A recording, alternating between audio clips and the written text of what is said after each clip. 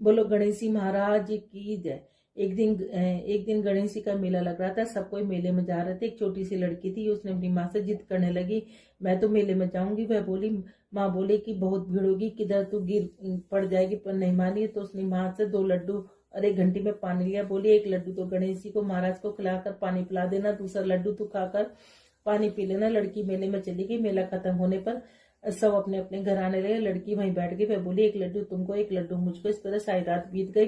गणेश जी ने सोचा कि लड्डू नहीं खाऊंगा तो लड़की घर नहीं जाएगी। छोटा सा रूप बनाकर आया, लड़की से एक लड्डू लेकर खाया, पानी पी लिया। कहा कि कुछ मांग ले। लड़की बोली, अन्न मांगू, धन मांगू, लक्ष्मी मांगू, नौखंड महल मांगू, बांदी मांगू, खूंटी हार, शेष भरतार, रुंझुन बैल, बस इतना ही मांगू। गणेश जी बोले, छोटी सी दिखती है पर सब कुछ मांग लिया, अब तेरे घर जा सब कुछ मिलेगा। घर आई तो लड़की की माँ बोली, इतनी देर कहाँ लगाई। लड़की कहने लगी, मैं गणेश जी को लड्डू खिलाकर पानी पिलाकर गणेश जी महाराज की कृपा से सब कुछ हो गया। गणेश जी महाराज जैसे उसको दिया वैसे कहते सुनते हमारे और हमारे परिवार को, सुनने वालों को, सबको देना। एक बहुत धनवान साहूकार था जिसके घर धन के आदि की किसी की कमी नहीं थी, परंतु उसके दुख था कि उसके एक पुत्र नहीं था। इसी चिंता में रात दिन रहता। वह पुत्र की कामना के लिए प्रति सोमवार को और सावन के महीने में प्रतिदिन शिवजी भगवान की पूजा, व्रत और पूजा किया करता और सायकाल में शिव मंदिर में जाकर शिवजी के विग्रह के सामने दीपक जलाया करता। उसके इस भक्ति भाव को देखकर एक समय पार्वती जी शिवजी महाराज से कहने लगी कि यह साहूकार आपका अनन्य भक्त है, सदैव आपकी व्रत और पूजा में बड़ी श्रद्धा से करता है, इसकी मनोकामना पूरी करो। शिवजी ने कहा, पार्वती, यह संसार कर्म क्षेत्र है। जैसे किसान खेत में बीज बोता है वैसा ही फल काटता है, उसी प्रकार संसार में जैसा कर्म करते हैं वैसा ही फल मिलते हैं। पार्वती ने अत्यंत आग्रह किया, महाराज, जब आपका अनन्य भक्त है तो आपको इसको किसी प्रकार का दुख नहीं होना चाहिए। जो इसको दुख है उसको अवश्य दूर करना चाहिए, क्योंकि आप सदैव अपने भक्तों पर दयालु रहते हैं, इसके दुखों को दूर करते हैं। मनुष्य आपकी सेवा में, यदि आप ऐसा नहीं करेंगे तो मनुष्य आपकी सेवा व्रत क्यों करेंगे। पार्वती के आग्रह को देखकर महाराज बोले, पार्वती, कोई भी पुत्र नहीं है, इस चिंता में यह अति दुखी रहता है। इसके भाग्य में पुत्र न होने से इसकी पुत्र की प्राप्ति का वर देता हूँ, परंतु यह पुत्र केवल 16 वर्ष का होगा। इसके पश्चात इसकी मृत्यु प्राप्त होगी, इससे अधिक मैं कुछ नहीं कर सकता। यह बात सुनकर साहूकार सुन रहा था। उसको न प्रसन्नता हुई न दुख हुआ। वह पहले जैसे ही शिवजी महाराज की पूजा व्रत करने लगा। कुछ समय व्यतीत होने पर साहूकार की पत्नी गर्भवती और 10वें महीने में गर्भ से उसे अति सुंदर पुत्र की प्राप्ति हुई। साहूकार के घर में खुशियाँ मनाए गए, परंतु साहूकार ने उसकी केवल 16 वर्ष की आयु जानकर अति प्रसन्नता प्रकट नहीं की और न ही किसी को भेद बतलाया। जब वह बालक 15 वर्ष का हो गया तो बालक को माता ने अपने पिता से विवाह आदि के लिए कहा कि साहूकार कहने लगा, यदि मैं इसका विवाह नहीं करूंगा। साहूकार ने कहा कि मैं अभी इसका विवाह नहीं करूंगा, अपने पुत्र को काशी पढ़ने के लिए भेजूंगा। फिर साहूकार ने अपने साले अथवा बालक के मामा को बुलाकर बहुत सा धन देकर बालक को काशी पढ़ने के लिए भेज दिया और कहा कि हर रास्ते पर तुम यज्ञ और ब्राह्मणों को भोजन कराते जाना। दोनों मामा भांजे यज्ञ करने ब्राह्मणों के भोजन कराते जा रहे थे। रास्ते एक नगर में पड़ाव पड़ा। उस नगर के राजा की बारात आई हुई थी, लेकिन वर पक्ष वाले वह भी थे, क्योंकि उनका वर एक आंख से काना था। अब वो एक ऐसे सुंदर युवक की तलाश में थे कि जो वो रात को उससे शादी कर ले और हम कन्या को लेकर अपने घर चले जाएं। जब उन्होंने मामा भांजे को देखा तो कहा कि हमें थोड़ी देर के लिए अपने लड़के को हमें उधार दे दो। उसने कहा, कहीं ऐसा भी होता है कि हम तुम्हें बहुत सा धन देंगे। मामा ने कुछ सोचते हुए उसको दे दिया। जब सारा विवाह संपन्न हो गया तो जब फेरे पड़ने लगे, सब विवाह संपन्न हो गया। वो भांजा बहुत सुंदर था, सब देखकर बहुत खुश हो रहे थे कि जो ना उस राजा की लड़की को कन्या वर बहुत अच्छा मिला है। अब जब सारा विवाह संपन्न हो गया तो वो उसकी चुंदरी में लिख के चला गया कि मैं एक साहूकार का बेटा हूँ, मैं काशी पढ़ने के लिए वहाँ विद्या प्राप्त करने के लिए काशी जा रहा हूँ। और राजा का लड़का तो काना है। कन्या अपनी चुंदरी पे अपने वर को कुछ लिखता हुआ देख रही थी। उसने जाकर देखा, जब सुबह विदा का समय आया तो उसने अपनी चुंदरी पर लिखा देखा। उसने कहा कि यह मेरा वर नहीं है, मेरा वर तो काशी पढ़ने के लिए गया हुआ है, राजा का लड़का तो काना है। उसने उसके साथ जाने से मना कर दिया। सारे में हाहाकार मच गया। राजा ने जब सच्चाई का पता चलाया तो उसको पता चल गया कि वो तो वाकई में ही काना है। उसको भगा दिया गया। अब वो, क्योंकि उस लड़की की किस्मत में सौभाग्यवती का योग था, वो वो 16 सोमवार किया करती थी। सावन के सोमवार व्रत पूजा विधि विधान से किया करती थी और व्रत की यही कहानी वो पढ़ा करती थी। अब वो मामा भांजे काशी के लिए चलती है। काशी पे यज्ञ पूरा करने के लिए जब वापसी में यज्ञ पूरा करने के लिए कर रहे थे, तो क्या नाम है, एक दिन जब वह 16 वर्ष का पूरा हो गया तो उसके सिर में भयानक दर्द उठा। उसने कहा, मामा मैं थोड़ा सा आराम करने जाता हूँ, मेरे सिर में बड़ा भयानक दर्द उठ रहा है। मामा ने कहा ठीक है। अब वो आराम करने के लिए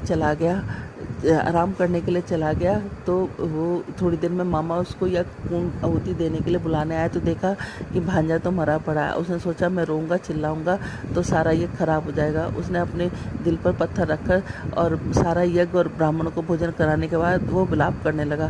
संयोग उसी रास्ते से शिव और पार्वती जा रहे थे। इतना विलाप देखकर पार्वती माता रुक गई। उन्होंने शिव जी भगवान से कहा, देखो कौन विलाप कर रहा है। तो वो कहने लगा कि कोई विलाप नहीं कर रहा है, ये विलाप वही कर रहा है जिसको 16 वर्ष की आयु संपूर्ण हो गई। उसने कहा, नहीं, बहुत करुणा कुंदन है, मैं तो जाकर देखूंगी। जाकर देखा तो पार्वती माता उससे कहने लगी कि आपको इसको जीवित करना ही पड़ेगा। जब शिव जी भगवान ने ध्यान करा तो देखा कि इसकी शादी तो उस लड़की से हो गई जो अखंड सौभाग्यवती जिसके भाग्य में है। अब उनको उस लड़के को जीवित करना पड़ा। उस लड़की को जीवन दान देने के बाद शिव पार्वती आगे चल दिए। वो लड़का वापस जा रहा था तो वहाँ उसी नगर से गुजरने लगा तो लड़की ने और उसकी सखियों ने पहचान लिया। वो पकड़कर राजा के सामने लेके आए। राजा ने सारी बात बताई, उसे बहुत सा धन दिया और अपनी लड़की को विदा कर दिया। इधर लड़के के माँ बाप दोनों छत पर चढ़कर बैठ गए। वो कहने लगे कि हम नीचे जब भी उतरेंगे जब हमारा बेटा हमें लेने आएगा, नहीं तो हम यहीं से प्राण दे देंगे। इतने मामा नगर में पहुंचने के बाद उसने जाकर कहा कि चलो तुम्हारे बहू और बेटे आए। वो कहने लगा क्यों? वो करता है, मेरे भाग्य में तो 16 साल का बेटा था। मामा ने उसको सारी बात बताई। कहने लगा कि जो ना अखंड सौभाग्यवती लड़की की शादी होने की वजह से तुम्हारे बेटे की आयु पूरी लंबी हो गई है। अब दोनों सेठ सेठानी नीचे उतरे। उन्होंने अपने बेटे और बहू को खूब आदर सत्कार के साथ किया और कहा कि जो भी सावन के महीने में इस कहानी को रोज पढ़ेगा सुनेगा उसको भी अखंड सौभाग्यवती का फल मिलेगा, साथ में पुत्र पौत्र का फल मिलेगा। जैसे पार्वती माता शिव जी भगवान तुमने उसको दिया, वैसे कहते सुनते हमें और हमारे परिवार को सुनने और कहने वालों को सबको देना। बोलो भोलेनाथ की। बुधवार महाराज की जय, बुद्ध देवता की जय। बुधवार के दिन एक साहूकार का लड़का अपनी बहू लेने जा रहा था। माँ ने बहुत मना किया लेकिन वह नहीं माना। ससुराल में पहुंचा, मैं तो आज ही लेकर जाऊंगा। उसकी सास बोली, मैं तो बुधवार को नहीं भेजूंगी। वह नहीं माना। बुधवार को विदा करा कर ले आया। रास्ते में बहू को प्यास लगी, बोली मैं तो पानी पीऊंगी। वह पानी पीने चला गया। बुधवार ने उसका रूप धरकर पानी ले आया। बहू ने पानी पी लिया। बहू पास में बैठ गई। वह पानी लेकर आया। तू कौन है? मैं तेरी बहू। तो मैं बुध हूँ, मैं तेरी बहू। तो बहू बोली, मेरा पति तो यही है। अब पंचायत होगी। सारी बातें सुनकर पंच बोले, तुम्हारा पति कौन? बुध का हाथ पकड़कर कहा, ये मेरे पति हैं। उसका पति रोने लगा। पंच ने करवा मंगवाया। कहा कि जो मच्छर बनकर करवे के मुंह में निकल जाएगा उसका पति रहेगा। मच्छर बनकर करवे के मुंह में घुस। बुध देवता मच्छर बनकर करवे के मुंह में घुस गए। करवा बंद कर दिया। पंच बोले, तुमने बुध नहीं माना इसलिए बुध ने ही नाटक दिखाया। उन्हें सारे नगर में ढिंडोरा पिटवा दिया। बुधवार को बहन के घर के भाई सासरे के घर जवाई ना जावे। जैसे बुध ने उसे नाटक दिखाया वैसे किसी को ना दिखाया। राधे राधे। आप सभी का राधे चैनल स्वागत में स्वागत है। आशा करते हैं कि आप सब लोग भी ठीक होंगे, मैं भी ठीक हूँ। राधे राधे। जैसे भी मैंने आपको बताया कि ये सावन का बड़ा ही पावन महीना शुरू हो चुका है, तो अब इसका ये 5वां अध्याय, सावन मास का 5वां अध्याय। कर्पूर गौरम करुणावतारम संसार सारम भुजगेन्द्रहारम सदा वसंतम हृदयारविंदे भवन भवानी सहितं नमामि। 5वां अध्याय। कौटिल्य महात्म तथा एवं रविवार की व्रत कथा। अब मैं आपको यहाँ से भगवान की रविवार से लेकर शनिवार तक की सारी व्रत कथा जो सावन महीने में कही जाती हैं वो सब शुरू हो जाएंगी। भगवान शंकर बोले, हे सतन कुमार, कोटिलिंग का महात्म और पुण्य का विधान बतलाना वर्णन करना बहुत कठिन है। जो एकालिंग महात्म की कथा का वर्णन करना संभव है, वही कोटिलिंग के महात्म को भी वर्णन नहीं किया जा सकता। यदि मनुष्य कोटिलिंग निर्माण करने की शक्ति न हो तो उसे 1000 लिंगों का निर्माण करना चाहिए। यदि इसमें भी सामर्थ्य न हो तो 100 लिंगों का या फिर एक लिंग का ही श्रावण माह में बनाना चाहिए। एक लिंग बनाने से भी जीव मेरे पास निवास करता है। कामदेव के शत्रु भगवान शंकर का ओम नमः शिवाय मंत्र से पूजन करना चाहिए। घर में यज्ञ करके उद्यापन करना चाहिए। हवन करने के बाद ब्राह्मणों को भोजन कराना चाहिए। इस व्रत को करने से असमय में मृत्यु का भय समाप्त हो जाता है।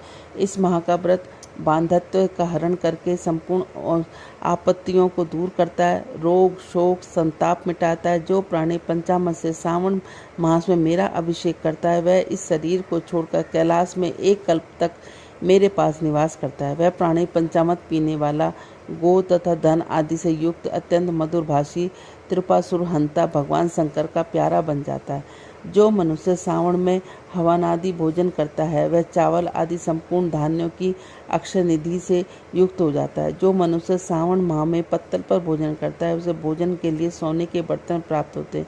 जो मनुष्य सावन महीने में जमीन पर सोता है, वह कैलाश पर निवास करता है। जो मनुष्य सावन माह में एक दिन भी ब्रह्म मुहूर्त में स्नान करता है, उसे पूरे महीने तक नहाने का स्नान फल मिलता है। इस माह में जो मनुष्य जितेंद्रिय होता है, उसे इंद्रजन्य बल की प्राप्ति होती है। इस महीने में स्थापमणि, पाषाण, मिट्टी और मरकंटी मणि से निर्मित शिवलिंग या स्वयं उत्पन्न हुए या पिसान निर्मित अथवा पीतल या चंदन मक्खन निर्मित शिवलिंग में एक बार अर्चना करने से 100 ब्रह्म हत्या का पाप मिट जाता है। जो सूर्य ग्रहण, चंद्र ग्रहण या अन्य किसी सिद्ध क्षेत्र में लक्ष्य जप करने से सिद्धि प्राप्त होती है, वह सिद्धि सावन माह में केवल एक बार जप करने से मिल सकती है। किसी दूसरे समय में किए गए नमस्कार तथा प्रतीक्षा से जो 1000 बार में फल मिलता है, वह फल सावन महीने में एक बार नमस्कार या प्रतीक्षा करने से मिलता है। यह सावन मास मुझे अत्यंत प्यारा है। इस महीने में वेद पारायण करने पर वेद मंत्रों की अच्छी तरह से सिद्धि हो जाती है। इस महीने का एक दिन भी बिना श्री सूक्त पाठ किए न बिताएं। जो इसको अर्थवाद मात्र करता है, वह मनुष्य नरक को प्राप्त होता है। मनुष्य में समिधा, चरु, तिल और घी से ब्रह्म यज्ञ करना चाहिए। धूप, गंध, पुष्प, नैवेद्य आदि के द्वारा अर्चना करनी चाहिए। भगवान शंकर रूपी का यथोचित ध्यान कर शक्ति द्वारा कोटिक होम, लक्ष्य होम, आयुध होम करना चाहिए। तिलों की व्याधियां मंत्रों द्वारा हवन करना चाहिए। इसी को ग्रह यज्ञ का नाम दिया गया है। हे सतन कुमार, अब मैं तुम्हें रविवार व्रत की कथा, महात्म, विधि अपरायण को बताता हूँ, उसे ध्यानपूर्वक सुनो। प्रतिष्ठापुर में एक गरीब ब्राह्मण रहता था। उसका नाम सुकर्मा था। वह भिक्षा मांगकर गुजारा करता था। एक दिन वह एक गृहस्थ के घर में भिक्षा हेतु गया। वहाँ स्त्रियां रविवार का व्रत कर रही थी। वह ब्राह्मण भिक्षुक को देखकर उन स्त्रियों ने अर्चना सामग्री को ढक दिया।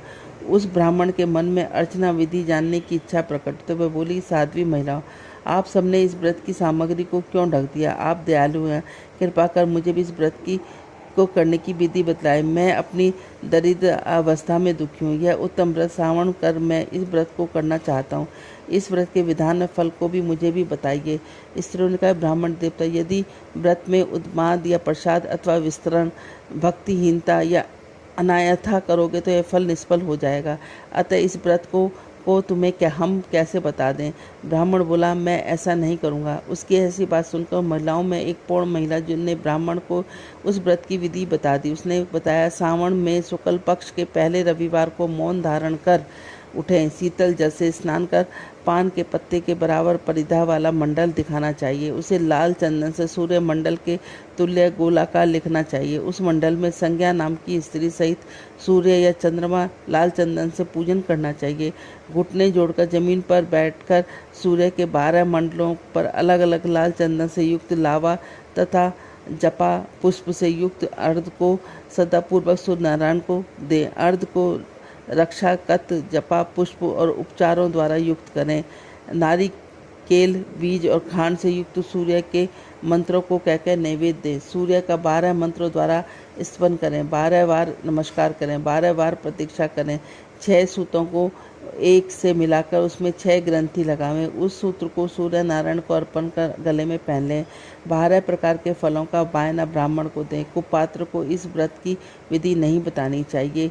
हे द्विज, इस व्रत के करने से निर्धन धनवान हो जाते हैं, निसंतान पुत्रवान हो जाते हैं, कोढ़ी का कोढ़ मिट जाता है, रोगी का रोग दूर हो जाता है। प्राणी जिस वस्तु की इच्छा करता है वह उसको इस व्रत के प्रभाव से प्राप्त हो जाती है। सावन महीने के 4 या 5 जितने भी रविवार पड़े सब रविवारों का व्रत करना चाहिए। व्रत के फल की प्राप्ति हेतु उद्यापन भी करना चाहिए। इस प्रकार रविवार का व्रत करने से कार्य सिद्धि होती है। गरीब ब्राह्मण रविवार के व्रत की विधान प्राप्त कर अपने घर लौटा है। घर आकर उसने अपने दोनों पुत्रियों को रविवार व्रत की कथा व विधि से अवगत कराया। उस व्रत के सुनने और अर्पण और दर्शन मात्र से उनकी दोनों पुत्रियां सुंदर बन गई। उसी दिन से गरीब ब्राह्मण के घर लक्ष्मी जी निवास करने लगी। अब वह ब्राह्मण भगवान की कृपा से धन कुबेर बन गया। एक दिन वहाँ का राजा ब्राह्मण के घर के सामने से गुजर रहा था तो उसकी दृष्टि ब्राह्मण की रूपवती कन्याओं पर पड़ी। वह उसकी सुंदरता को देखकर ठगा सा रह गया। राजा ने उन कन्याओं से विवाह करने का निश्चय कर महलों को लौट गया। राजा ने अपने पुरोहित से ब्राह्मण के यहाँ दोनों पुत्रियों का विवाह करने का संदेश लेकर भेजा। ब्राह्मण ने राजा का प्रस्ताव स्वीकार कर अपनी दोनों पुत्रियों का विवाह राजा से कर दिया। राजमहल में जाकर दोनों कन्या रविवार का व्रत किया। वे दोनों पुत्र पौत्र युक्त हुई। हे सत्यन कुमार, जिस व्रत को सुनने मात्र से सब आकांक्षाओं की पूर्ति है तो उसका अनुष्ठान का फल का क्या होगा। ओम नमः शिवाय, ओम नमः शिवाय, ओम नमः शिवाय, ओम नमः शिवाय, ओम नमः शिवाय, ओम नमः शिवाय, ओम नमः शिवाय, ओम नमः शिवाय। राधे राधे। कन्हैया लाल की जय।